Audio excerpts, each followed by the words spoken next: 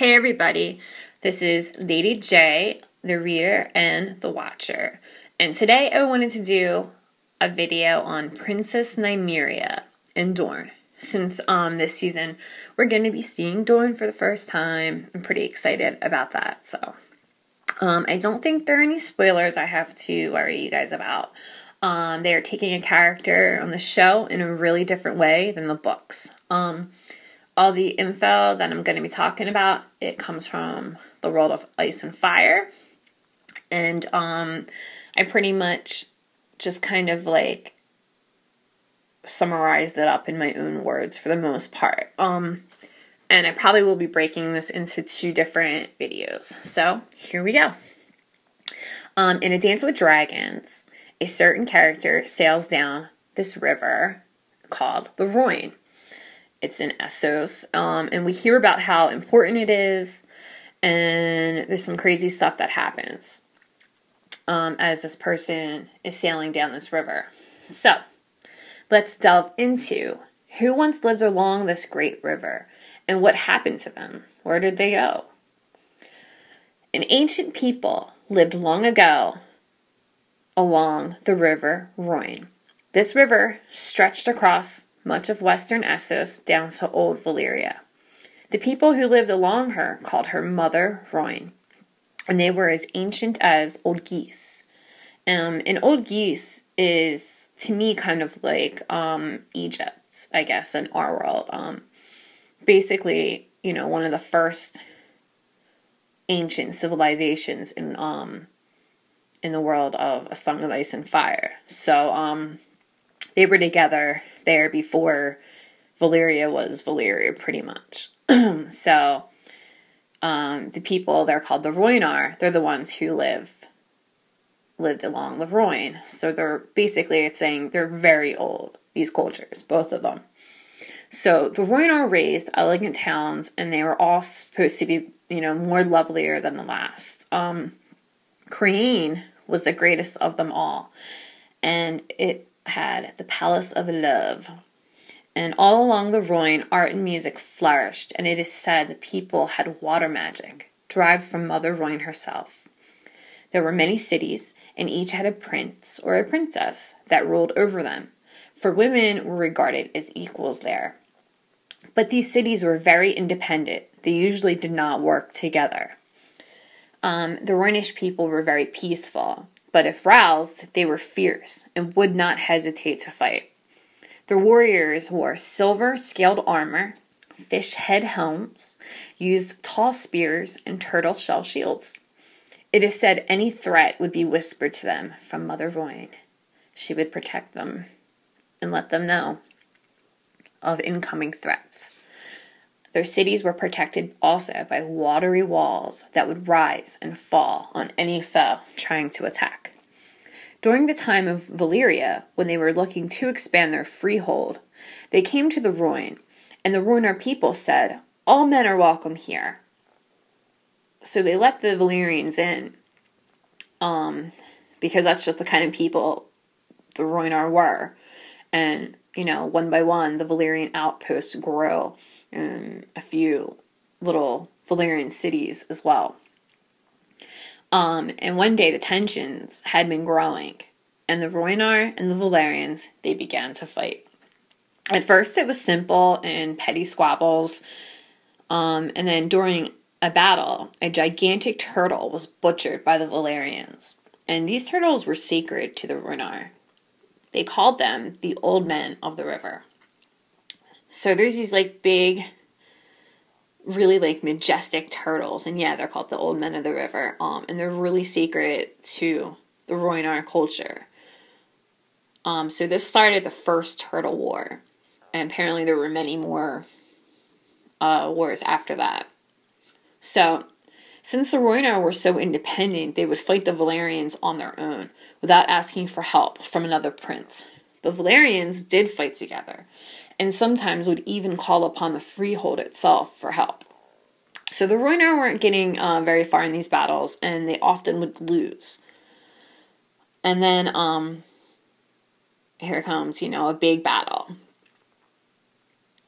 Then 3 Valyrian dragon lords, they joined up with their kin from Volantis and destroyed and sacked Sarhoy. It was a great Rhoynar port city. They took the remaining people into slavery and burned and salted the ground so the Rhoynar could not rebuild the city. This finally got all the princes of the Rhoyne together, and they were shocked from one of their greatest cities being destroyed and their people being enslaved. The greatest prince, Garin of Croyane, declared, "We shall all be slaves unless we join together to end this threat." And only Princess Nymeria of Nysar, she spoke against him. "This is a war we cannot hope to win," but she was not heeded. All the princes and even her own warriors believed that they must band together and fight. So she had no choice but to join this battle. This was the largest army Essos had ever seen, 250,000 strong. Every man to every boy who could hold a sword fought under Garin's command. They believed as long as they remained near Mother Rhoyne, they would be protected. Their water wizards would fight against the dragons of Valyria. Garin led 3 different assaults down 3 different mouths of the Rhoyne, and they destroyed every Valyrian outpost and town they came across. At Selhorus, he won his first battle, defeating a Valyrian army 30,000 strong. At Valantheris, a Valyrian city, Garin found 100,000 foes, 100 war elephants, and 3 dragon lords. He prevailed, but at a great cost to his army. Thousands burned, and thousands more were sheltered in the river. The wizards, they raised enormous water spouts at the dragons, and Rhoynish archers took down 2 of them. The 3rd fled wounded. So that just sounds really cool to me. Like, I just imagine, obviously, these, like, water wizard guys just throwing, like, big water balls at, dragons breathing fire. It sounds pretty cool. And for them, for the Rhoynish to take down 2 dragons, that's pretty awesome. But, after this great victory, the Volantines were scared and they went to the Freehold for help. And then the dragons came, some 300 or more. So basically, they fought 3 dragons the first time, also with 100 war elephants and 100,000 foes. And they pretty much barely scraped by. So now they're up against 300 or more. I don't know. Doesn't sound very good, does it? This time, the Rhoynish people could not win, and many were burned alive, and Mother Rhoyne could not save them from so much dragon fire. Garin the Great was captured and put in a golden cage and made to watch as the Valyrians were destroying the Rhoynish cities one by one. When they got to the festival city, Croyane, Garin's city, they hung his cage, and he was made to watch as they enslaved his people. As he hung there, he called out a curse on the Valyrians, asking Mother Rhoyne to avenge her children. That night, the Rhoyne flooded with greater force than ever known in history, and a thick fog full of evil humors fell, and the Valyrians began to die of grayscale. Nymeria saw what was waiting for her people and knew she must flee. She gathered up every ship left along the Rhoyne and filled them with as many women and children as she could. She had barely any men because all the men were already, dead in this battle or still fighting or enslaved. So they sailed down old channels to avoid being captured. And the legend says that she took 10,000 ships, searching for a new home for her people. Nymeria's voyage was long and terrible, and many ships weren't seaworthy, and many of her people were terrified. So they went back to Volantis and became slaves, or ships were just lost. She sailed to the Basilic Basilisk Isles for rest and provisions, but the Corsair kings quickly started to take her people into slavery and burn her ships. The Corsair kings told her that they could stay on the Isle of Toads if she gave up her boats, and sent 30 virgin girls and pretty boys each year as a tribute. She denied this, and she set sail again. So she then made it to Westeros, and for more than a year they struggled to make it there, until they found one of the cities they inhabited was gone. All the people had vanished overnight.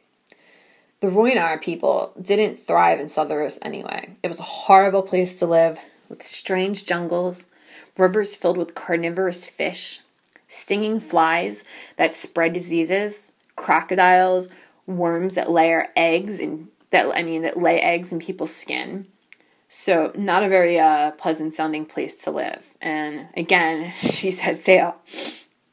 I could have gone into a lot more detail, but obviously I'm just trying to give a summary of what is happening. But if I had to pick a place in A Song of Ice and Fire to live, I can definitely say it would not be Westeros. It sounds really freaky and weird and scary. Yeah, so anyway.